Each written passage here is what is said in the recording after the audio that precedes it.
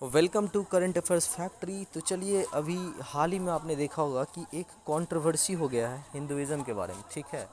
और ये कंट्रोवर्सी इस चीज़ों को लेकर के है कि क्या चोला जो डायनेस्टी है साउथ की, एक बहुत ही, आप बोल सकते एक विशाल, एक अपने इतिहास में संजोए हुए एक बहुत बड़ी कहानी अपने साथ, ठीक है। तो इस डायनेस्टी में अभी कंट्रोवर्सी हुई है, तो चलिए हम इस कंट्रोवर्सी के बारे में जानते हैं। तो देखिए, अभी फिल्म में जो है ना, साउथ में एक फिल्म रिलीज हुई है, दैट इज़ पोन्नयिन सेल्वम वन, जिसको PS1 के फॉर्म में, शॉर्ट फॉर्म में जानते हो।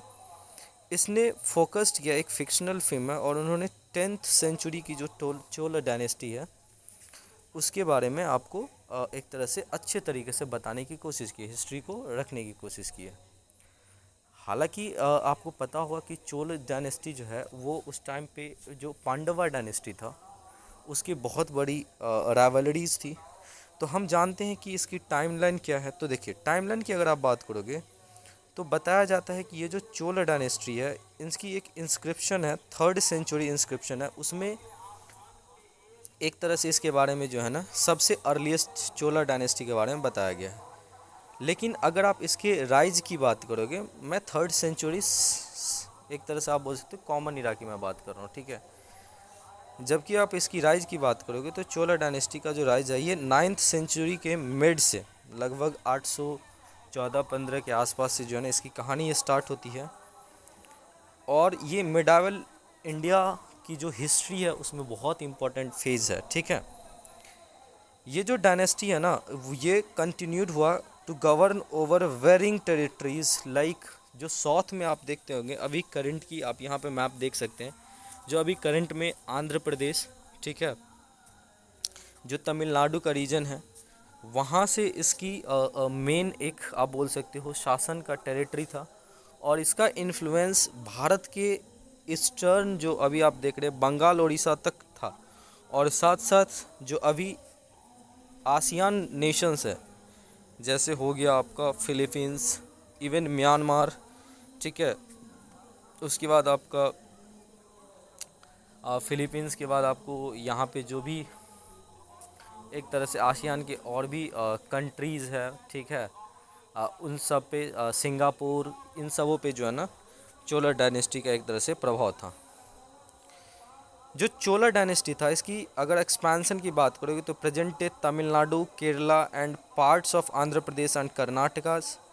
जो हार्टलैंड ऑफ चोला था वो था fertile valley of Kaveri delta. जो कावेरी डेल्टा जो था ना, उसमें एक तरह से आप बोल सकते हो कि चोला डायनेस्टी का प्रभाव था। और इसके जो प्रमुख राजा थे वो थे राजराज चोला।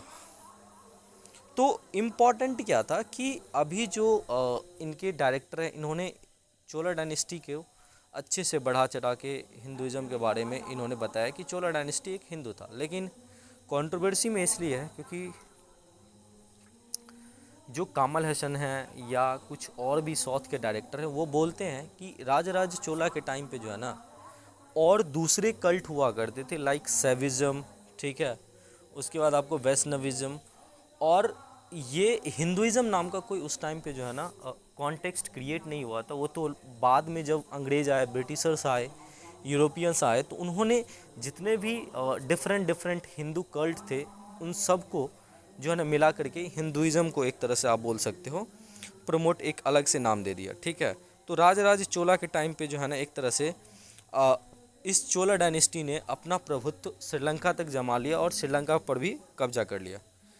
अगर आप चोला डायनेस्टी के अर्लीस्ट कैपिटल की बात करें तो तांजावुर था, जो तमिलनाडु में है। इसको आप एक तरह से कैपिटल सिटी भी बोल सकते हो, ठीक है।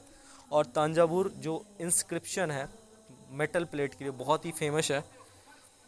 और बाद में जो इसके कैपिटल हुए, दैट इज़ गंगा कोंडा चोलापुरम, ठीक है। एक तरह से अगर आप बात करोगे ना तो ये 3 क्राउन रूल्स के अंदर आता है। द 3 क्राउन रूलर्स और the Tamil kings primarily known as Muvendar, जिसको एक तरह से refers to the triumvirate of Chera, Chola और पांड्या। सो बेसिकली ये जो मोवेंदर थे, उन्होंने एक तरह से चेरा, चोला और पांड्या, इस तीनों पे जो है ना एक तरह से आप बोल सकते हो राज किया था, ठीक है। They dominated the politics of ancient Tamil country, Tamil come from there three नाडूज। नाडू का मतलब होता है कंट्रीज ऑफ चोला नाडु, ठीक है। पांड्या नाडु, प्रेजेंट डे मदुरई और Tirunelveli, and Chera Nadu, present day जो केरला और कुछ तमिलनाडु के पार्ट्स हैं।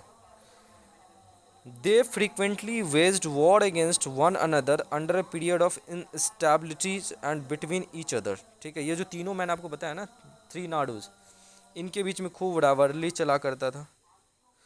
और ये अपना जो टेरिटरी है उसका कंट्रोल ग्रेटर तमिलकम जो 6th सेंचुरी BCE से लेकर के 13th सेंचुरी CE तक, कॉमन इरा तक, इसमें राइवलरी चलता रहा और अपना आधिपत्य ये तीनों एक दूसरे पे जमाने का। लेकिन अगर आप बात करोगे कि जो नेवल पावर है, देखो अगर आप मॉडर्न इंडिया की बात करोगे ना, तो ब्रिटिशर्स के समय में अगर आप नेवी पावर की बात करोगे तो वो नेवी पावर कहाँ पे सबसे अच्छा था, तो द ग्रेट शिवाजी ने जो है ना, हालांकि जो टीपू सुल्तान था उनका भी नेवी का पावर बहुत ज़्यादा हुआ करता था, लेकिन सबसे बेस्ट जो नेवी का यूज किया वो मॉडर्न इंडिया ब्रिटिशर्स के टाइम पे शिवाजी थे। तो अगर आप मिडाइवल और अर्लियर इंडियन हिस्ट्री की बात करें तो उस टाइम पे जो नेवल पावर था वो चोला के टाइम पे बहुत ही बेस्ट सुपीरियर क्वालिटी की, क्योंकि चोला जो है ना इंडियन टेरिटरी से बाहर, लाइक आप आसियान अभी बोलो या श्रीलंका बोलो, तो उन पे अच्छा खासा आधिपत्य जमा कर रखा हुआ था। तो one of their biggest strength जो चोला का था स्ट्रेंथ वो नेवल पावर था, allowing them to go as far as Malaysia, जो मलयन अभी जो आर्किपेलगो है, और सुमत्रन आइलैंड जो है ना इंडोनेशिया का, उसको कन्क्वेस्ट करने में बहुत ही इंपॉर्टेंट था। The domination was such that the Bay of Bengal was converted into a Chola lake for some time. So basically इतना ज़्यादा इन्फ्लुएंशियल नेवी था चोला का कि कुछ दिन तक तो चोला के टाइम पे बे ऑफ बंगाल को बे ऑफ बंगाल नहीं बोल करके चोला लेक बोला जाता था। इसके साथ साथ चोला डायनेस्टी ने बहुत ज़्यादा आर्किटेक्चरल इम्प्रूवमेंट दिखाया। उसके टाइम पे जो स्त्री थी, लेडीज़ को अच्छे से बढ़ावा दिया गया। ऑल्दो जो एंशियंट टाइम था उस टाइम पे आपको मेल डोमिनेटेड एक तरह से आप बोल सकते हो सोसाइटी हुआ करता था, लेकिन चोला डायनेस्टी में क्या हुआ आपको कि स्त्रियों को बढ़ावा दिया गया। उन्हें एक तरह से जितने भी व्यवसाय होते हैं, या आप बोल सकते हो चाहे वो आर्कियोलॉजी से लेकर के इंस्क्रिप्शन, छोटे जो वर्क हुआ करते थे आर्ट और क्राफ्ट के, उसमें महिलाओं की भागीदारी बहुत अच्छे से सुनिश्चित किया गया था। तो चोला डायनेस्टी का एक और महत्वपूर्ण उदाहरण है कि टेम्पल आर्किटेक्चर, जो Chola built their temples in the traditional way of Pallava dynasty who were themselves influenced by the Amravati school of architectures. The maturity and grandeur to which the Chola architectures had evolved found expression in the two magnificent temple of जो temple of Thanjavur है और गंगाई चोलापुरम है, ठीक है। Basically इनके जो first capital थे earliest that is Thanjavur, और फिर जो बाद में इन्होंने चोला डायनेस्टी का कैपिटल हुआ दैट इज़ गंगाई कोंड चोलापुरम। तो वहाँ पे जो टेम्पल्स है वो बहुत ही ग्रांड एग्जाम्पल है।